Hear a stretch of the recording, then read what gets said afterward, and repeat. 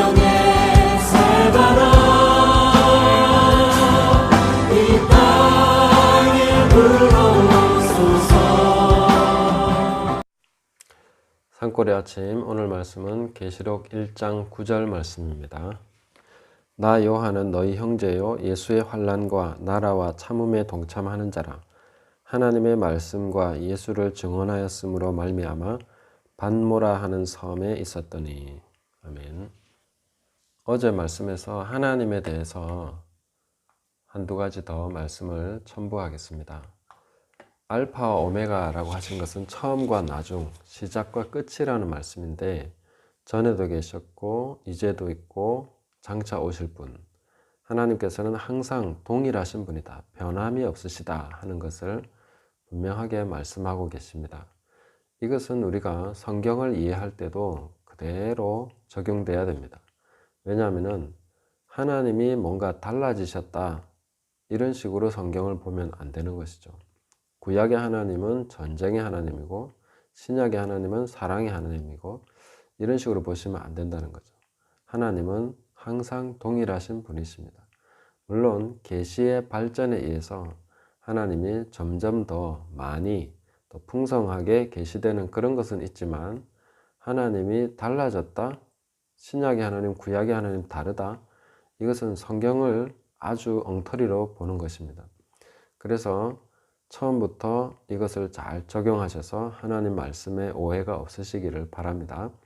하나님은 처음부터 끝까지 사랑이십니다. 창세기의 하나님과 계시록의 하나님은 동일한 분이십니다.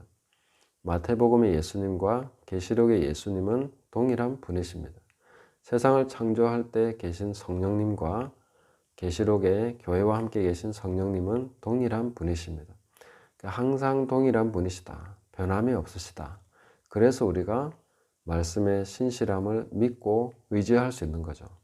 만약에 달라지는 분이라면 그 하나님은 우리가 믿을 수가 없습니다.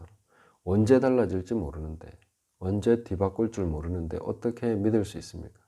신뢰라는 것은 변함이 없는 분이시기 때문에 신뢰할 수 있는 것이죠. 두 번째로 볼 것은 시작한 것은 끝까지 책임지신다. 하나님께서는 창조하신 후에 인간이 타락을 했죠. 그러면 간단합니다. 이번에 뭔가 좀 마음에 안 드니까 싹 없애버리고 새로 시작하자. 그게 제일 쉽죠. 있는 거 고치는 거, 엉망된 거 고치는 게 훨씬 어렵습니다. 우리가 자동차 수리를 할 때도 수리비가 더 많이 나오면 폐차시키고 새 차를 사는 거죠. 그렇게 하는 것이 간단한 경제적 논리인데, 하나님께서는 시작하신 것을 끝까지 책임지십니다. 완전 엉망이 돼도 버리지 않으시고 끝까지 가신다는 거죠. 완전히 고치실 때까지 책임지시는 분이시다. 그래서 십자가를 지시고 지금도 성령께서 우리와 함께 계시면서 보증이 되어 주시는 것이죠.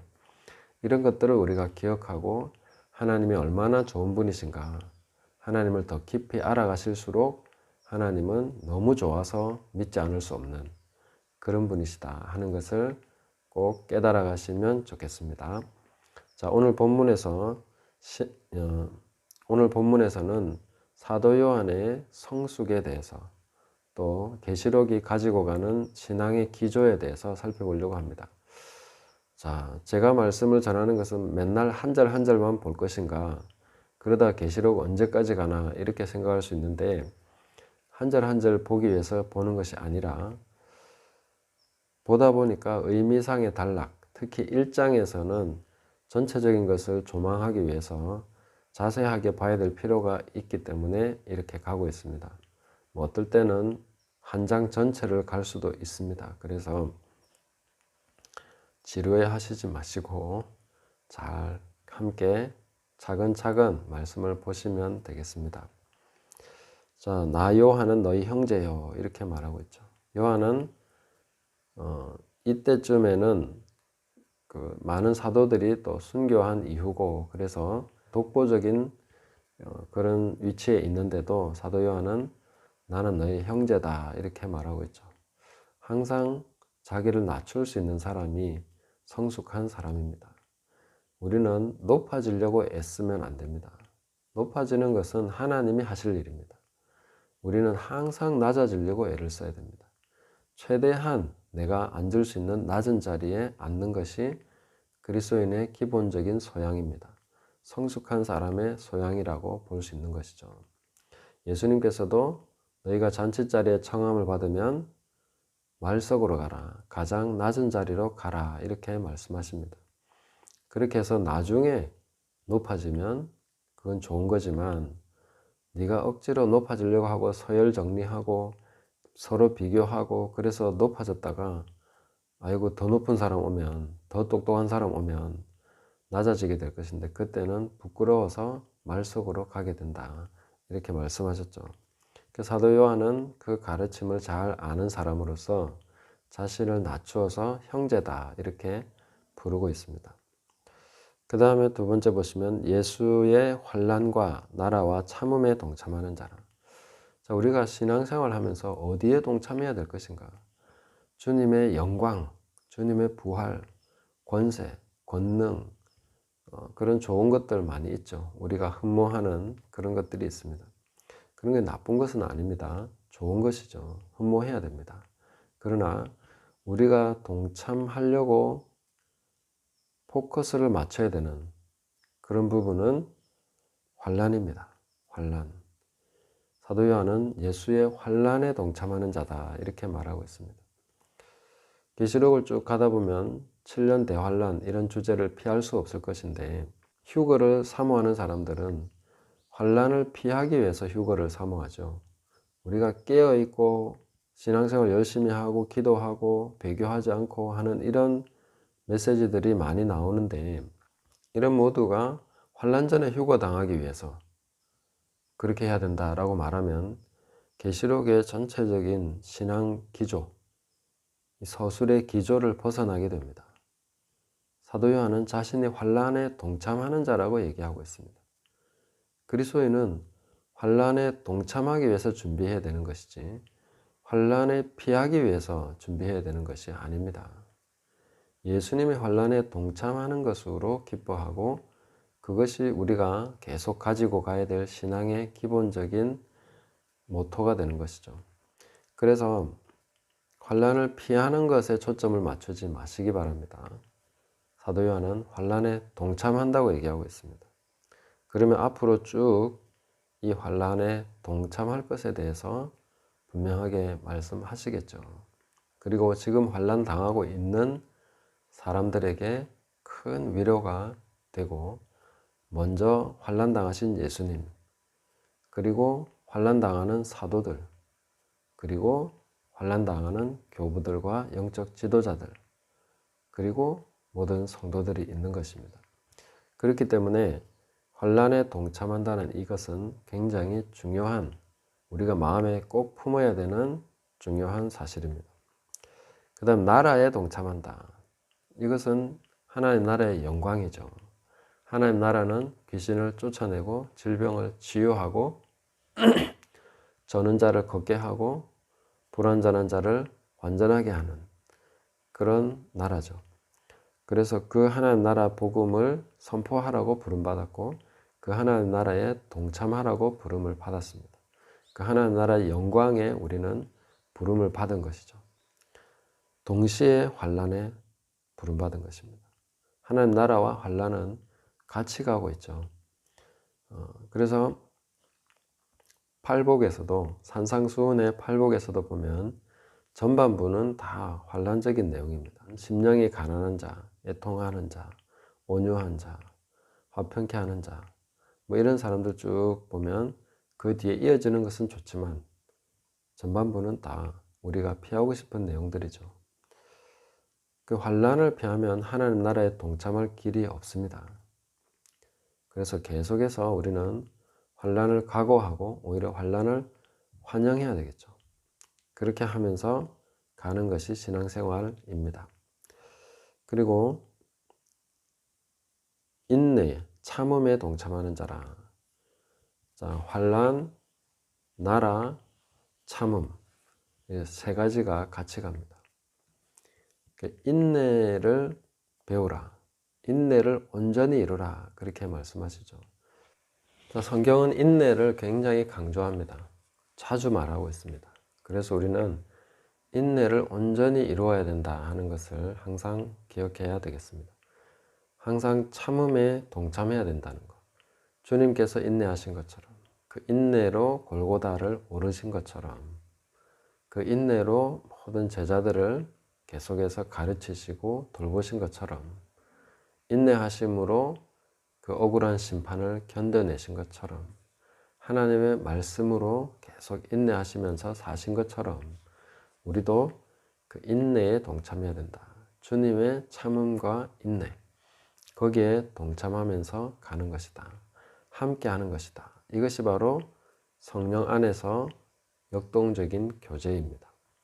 우리가 다 같이 이러한 상황에 있고 다 같이 이러한 것을 함께 해나가는 사람들이라는 것을 분명하게 기억하셔야 되겠습니다. 이것이 바로 영적인 코이노니아죠. 함께 나누는 것이죠.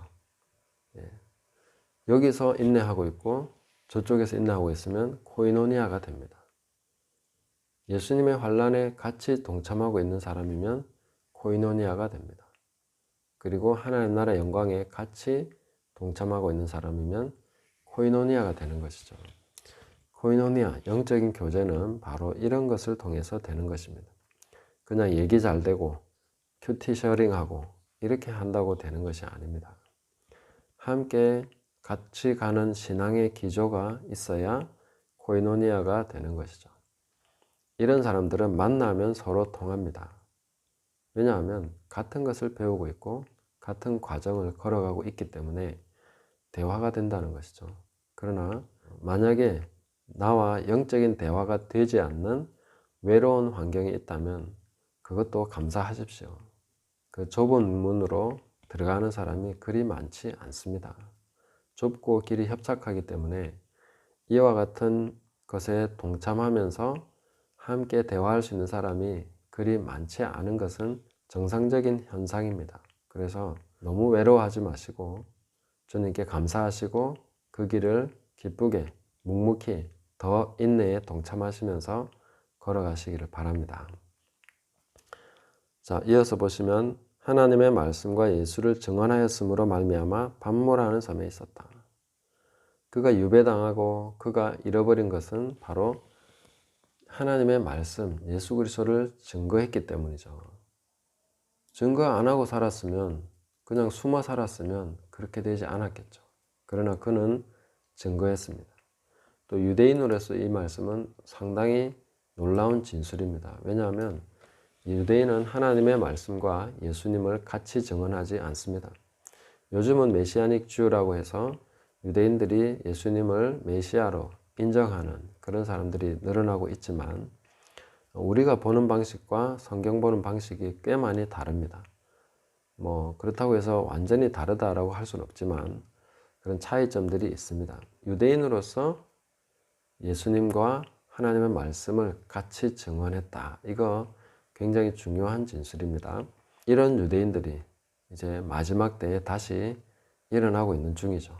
계속해서 이스라엘과 유대 백성들, 아브라함의 자손들을 위해서 우리가 축복하면서 기도해 줘야 됩니다. 이 사람들이 함께 마지막 때에 하나의 중요한 영적인 흐름을 교회와 함께 만들어갈 수 있도록 그렇게 기도하면서 나가야 되겠습니다. 자, 여기서 우리가 마지막으로 질문할 것은 이것입니다. 나는 하나님의 말씀과 예수님을 증거함으로써 무엇을 잃어버렸는가? 우리는 하나님 말씀 믿고 예수님 믿어서 뭐 얻었지? 이렇게 질문하려고 합니다. 그런 식으로 질문하면서 나가면 교회가 부패하게 되고 타락하게 되고 힘을 잃게 됩니다. 우리가 질문해야 될 것은 하나님의 말씀 때문에 나는 무엇을 잃었는가? 하나님의 말씀 때문에 예수님 때문에 나는 무엇을 잃어버렸는가? 라고 질문해야 됩니다. 집을 잃었습니까? 땅을 잃었습니까? 아니면 가족을 잃었습니까? 친구를 잃었습니까? 무엇을 잃었는지를 질문하십시오. 아무것도 잃은 것이 없다면 예수님을 바르게 따르고 있지 않는 것입니다. 잃어버려야 됩니다. 가족을 잃든지, 뭐 재산을 잃든지, 땅을 잃든지, 어떤 권리를 잃든지, 뭐 잃어야 됩니다. 잃어야 정상적인 것입니다. 잃어버림으로써 우리는 얻는 사람들입니다. 자기 목숨을 구원하고자 하면 잃을 것이다. 그러나 잃으면 얻으리라. 또 집과 자식이나 전토나 이런 것을 버린 자는 100배나 얻게 될 것이다. 주님의 약속의 말씀이죠. 그리고 우리는 계속해서 낮아지려고 해야 됩니다. 낮아지는 사람이 돼야 됩니다. 우리가 지향하는 곳은 항상 낮아지는 곳이지 높은 곳은 우리가 쳐다볼 이유가 없습니다. 그것은 주님이 때가 되면 알아서 해주실 일입니다. 우리는 그 방향으로 절대 가려고 해서는 안 됩니다. 계속해서 낮은 곳으로 가야 합니다. 그래서 우리 신앙의 기조, 계시록의 신앙의 기조도 똑같습니다. 환난과 나라와 참음에 동참하는 것으로 또 주님을 위해서 말씀 때문에 잃어버리는 것, 심지어 목숨까지 잃어버리는 것을 계속해서 신앙의 기본적인 바탕으로 깔고 가고 있습니다. 그래서 하나님의 말씀은 창세부터 계시록까지 동일하게 같은 기조를 가지고 있습니다. 하나님을 위해서 무엇을 잃었는가? 잃어버린 자가 얻는 것이다 하는 것을 꼭 기억하셔야 됩니다. 그리고 낮아진 자가 높아지는 것이다. 우리는 계속해서 낮아지려고 하면 됩니다. 빼앗기고 죽임당하고 그렇게 당하면서 살기 위해서 그렇게 그 방향으로 계속 가야 됩니다. 환난 전 휴거를 갈망하십니까? 아닙니다. 우리는 환난을 통과할 것을 기대해야 됩니다. 환난에 동참할 것을 기대하면서 가야 됩니다. 이것을 계속해서 기억하시면서 우리가 지금 현재 깨어서 기도하는 그 모든 신앙의 기조가 바로 이런 흐름을 가지고 가야 된다 하는 것을 기억하시면서 오늘도 주님 앞에서 깨어 믿음으로 기도하시면서 한 걸음씩 나아가시기를 예수님의 이름으로 축복합니다. 감사합니다.